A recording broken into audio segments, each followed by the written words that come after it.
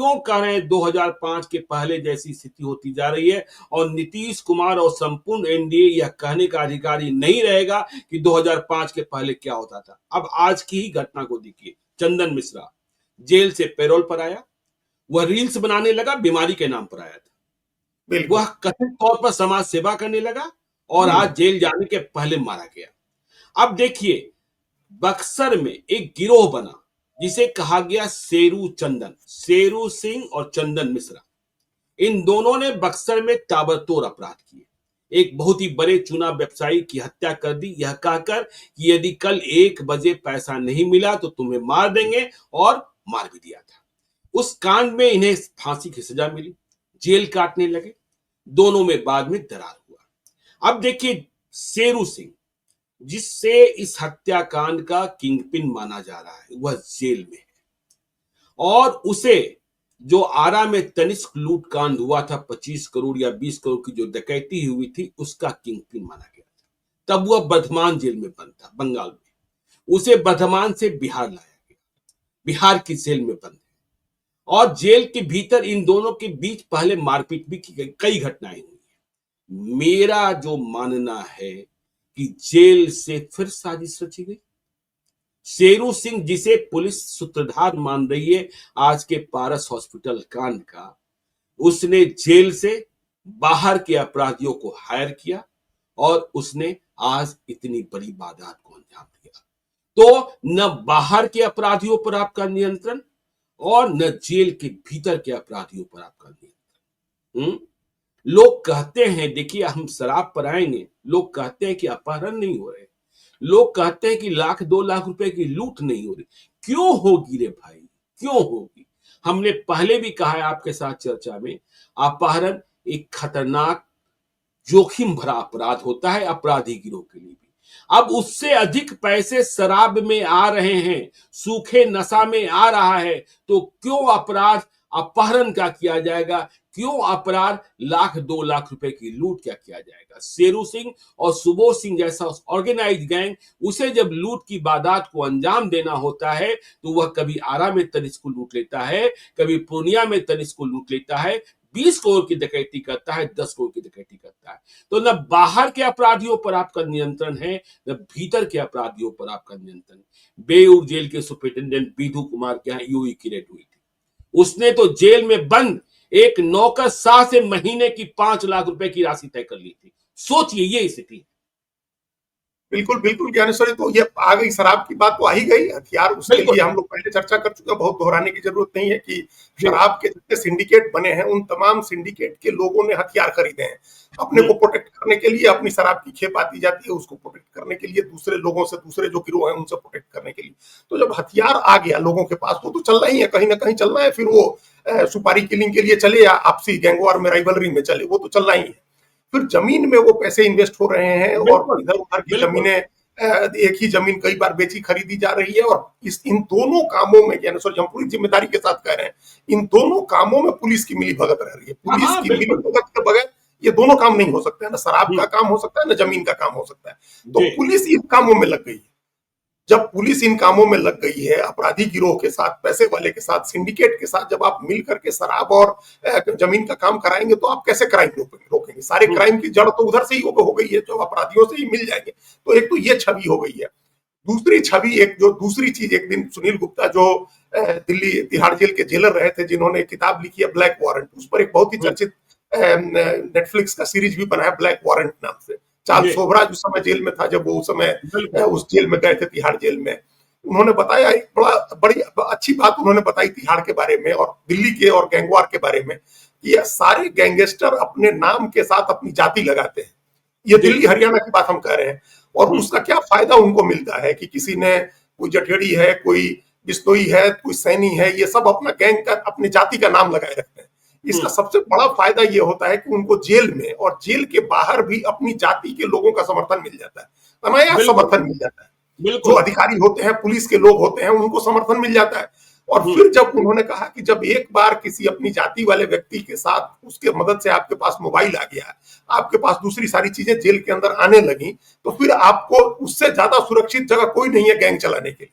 जी। तो ये जो चीजें हैं, ये तो बिहार जातिवाद जाति के लिए बदनाम ही रहा है। यहाँ तो हम्म, लोग अपनी जाति के क्रिमिनल के ऊपर गर्व करते हैं कि अमुक क्रिमिनल हम्म, हमारी जाति का है, और हमारी जाति के अमुक क्रिमिनल के ऊपर इतने केसेज हैं, उसने इतनी हत्या जी, कराई है। तो ये जो बिल्कुल। समर्थन मिल रहा है, आपने कहा ना कि ना बाहर कंट्रोल है ना अंदर कंट्रोल है, तो वो हम्म, उसमें एक कारण ये भी है। एक कारण ये है कि आप अपराधियों से मिले मिले हुए हैं, और आप लाखों और करोड़ों रुपए के खेल में शामिल हैं, करोड़ों हम्म, रुपए के खेल में आप शामिल हैं। तो आपका इकबाल कम होता है, उससे आपकी ताकत घटती है, उससे आपकी साख बिगड़ती है। और दूसरा कारण पैसे के अलावा एक जाति का मामला है कि जेल के अंदर भी और बाहर भी अपने स्वजातीय लोगों का समर्थन इन गिरोह के लोगों को मिलता है। अब बिल्कुल। किस जाति का है कौन सा अपराधी, उस जाति के लोग खोज लेते हैं उसको, वो भी अपनी हम्म, जाति के लोगों को खोज लेता है। फिर वो हथियार पहुंचाने का मामला हो, मोबाइल पहुंचाने का मामला हो, धमकी पहुंचाने का मामला हो, इन सब उन सब के लिए सारी चीजें बहुत आसान हो जाती है। तो एक लेवल पर एक सामाजिक समस्या भी है, एक सामाजिक जो हम्म। समाज आज जिस सफर कर रहा है, नहीं, उसकी भी एक समस्या है। जो नीरज गुप्ता ने लिखा हुआ बात बिल्कुल सत्य है। देखिए, आप बेऊर जेल के बारे में ही पता करेंगे तो लोग यह नहीं कहेंगे कि किस खंड में, लोग कहेंगे फलासी के बाद में, फला हाँ, गोप के बाद में, फला ठीक है। यादव के बाद में, हाँ, फला खान के बाद में, समझे। हाँ, और देखिए, अभ्यानंद जी ने, जो बिहार के एक्स डीजीपी हैं, उन्होंने एक इंटरव्यू दिया था मेरे सहयोगी समरीन को। तो समरीन से उन्होंने सवाल पूछा था कि आपको पता है सबसे ज्यादा अपराधी कहाँ जन्म लेते हैं। शमीम कंफ्यूज हो गई थी। उन्होंने कहा जेल में जन्म लेते। जो चाकू मार कर गया, जो पॉकेट मारी करके गया, वहां उसे भाई मिलते हैं, वह उसकी जमानत कराते हैं, उसे अच्छे कपड़े पहनाते हैं, उस और वह बाहर निकलकर फिर बारात भाई बन जाता है। और इसके बाद क्या होता है, इसकी तो आप तुलना ही नहीं कर सकते हैं। और नीतीश कुमार को बात समझ में नहीं आ रही है। अब उड़ता पंजाब नहीं, उड़ता बिहार है। याद रखिए अजीत जी कि तेजस्वी यादव और अशोक चौधरी के घर के बाहर 400 रुपए की लूट के लिए दो गोलियां चलती है। दो गोलियों की कीमत 400 रुपए से अधिक है और गोली चलाने वाले आज तक नहीं पकड़े गए। मैं अपने अनुभव के आधार पर कहता हूं कि यह नशेड़ियों का, जो ड्रग एडिक्ट हो गए हैं, जो नए लड़के, पैसे खत्म हुए वारदात करो, पैसे आए हथियार खरीदो। और अब बिहार में सुपारी किलिंग के लिए बहुत सस्ती कीमत में ये ड्रग एडिक्ट वाले लड़के मिल रहे हैं। कौन किसको कहां मार देगा कुछ भी पता नहीं है।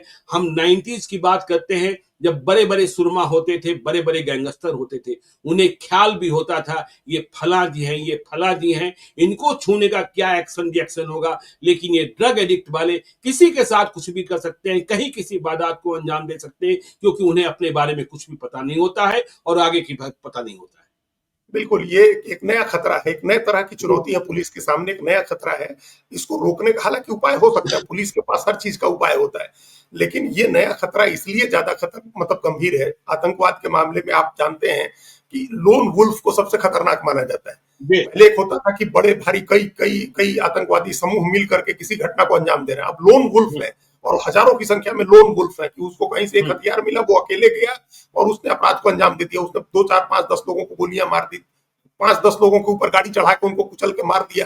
तो ये लोन वुल्फ का कॉन्सेप्ट जो है ये क्राइम में आ गया। क्राइम का जो उसको क्या बोलते हैं, रिटेल हो गया, क्राइम खुदरा जी। क्राइम हो गया, रिटेल क्राइम में आ गया। पहले एक थोक में एक बड़े बड़े क्रिमिनल होते थे, उनके पास उन्हीं के लोग अपराध को अंजाम देते थे। अब वो स्थिति नहीं है, अब किसी का वर्चस्व नहीं है, उस तरह के गैंग्स भी नहीं है। ये अच्छी बात है कि उस समय जो हत्याएं होती थी बहुत बड़ी संख्या थी, आज के मुकाबले ज्यादा हत्याएं होती थी, लेकिन वो गैंगवार में हत्या होती थी, नरसंहार होते थे, वो दूसरे मतलब एक बड़ा ऑर्गेनाइज्ड क्राइम होता था, उसमें हत्याएं होती थी। अब वो ऑर्गेनाइज्ड क्राइम का मामला नहीं है। अब ये छोटे छोटे छोटी छोटी बातों के झगड़े हैं, या फिर जमीन के शराब के झगड़े हैं, और उस झगड़े में मरवा देना भी इतना आसान हो गया है। ऐसे लोग उपलब्ध हैं और हथियार उपलब्ध है, उनको आप 5,000 10,000 रुपए दीजिए, हथियार दीजिए, फोटो दिखाइए, वो आदमी को जाकर के गोली मार के आ जा रहे हैं। उनको आपको याद पता होगा नहीं, अजीत कोई जी, खौफ नहीं है। अजीत जी आपका पड़ोसी जिला है सीतामढ़ी, कितना बड़ा गैंगस्टर हुआ करता था संतोष झा, पूरे हाँ, बिहार में कोहराम था। और उसकी हत्या कोर्ट परिसर में किसने की थी? 15 साल के एक बच्चे ने, 15 16 साल के एक बच्चे ने। हाँ, किसको शक होगा, किसको शक होगा? हाँ, तो यह इतनी बड़ी चुनौती है। नीतीश कुमार को बात समझ में आती नहीं है कि शराबबंदी ने क्या क्या समस्याएं पैदा कर दी है। समस्याएं खड़ी कर दी हैं, बिल्कुल खड़ी कर दी हैं, बहुत बड़ी बड़ी समस्याएं खड़ी कर दी हैं, थोड़े थोड़े पैसे के लिए। और ये अब सिंडिकेट बन गया शराब का, उसको ऑर्गेनाइज्ड क्राइम गैंग नहीं कहेंगे, वो सिंडिकेट है जो इस तरह के लोगों को अपनी सुरक्षा के लिए हथियार इकट्ठा कर रहे हैं। अब जरूरत क्या है, पुलिस अब कितने लोगों को इनकाउंटर करेगी? अभी हम्म, सबसे ज्यादा जरूरत है जब ऑर्गेनाइज्ड क्राइम होते थे, गैंगवार होते थे, नरसंहार होते थे, तब आप इनकाउंटर की रणनीति अपना सकते थे।